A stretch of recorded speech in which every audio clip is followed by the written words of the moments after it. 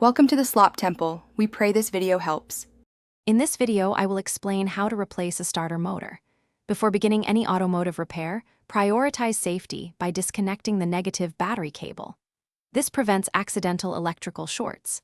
Gather your tools, including a 13mm socket, a 15mm socket, and a 10mm wrench.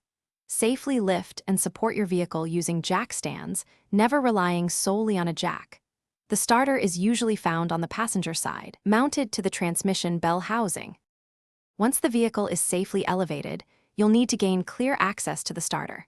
This often involves removing the front passenger wheel and potentially a splash shield or other minor components. Use a 10mm wrench to disconnect the battery cable from the starter solenoid. Then, remove the small wire from the S-terminal.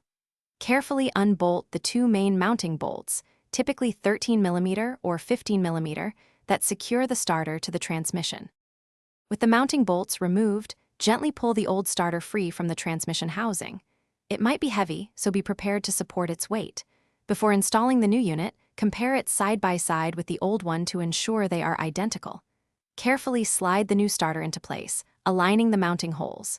Hand tighten the two mounting bolts first, then secure them firmly. Reconnect the S-terminal wire and the main battery cable to the solenoid. Before lowering the vehicle, meticulously inspect all electrical connections on the new starter to confirm they are tight and secure. Verify that the two main mounting bolts are torqued to the manufacturer's specifications, typically around 35 foot-pounds. Once everything is secure, carefully lower the vehicle to the ground. Finally, reconnect the negative battery terminal. Attempt to start the engine to confirm the new starter is functioning correctly. Thanks for watching. Consider subscribing if we helped you.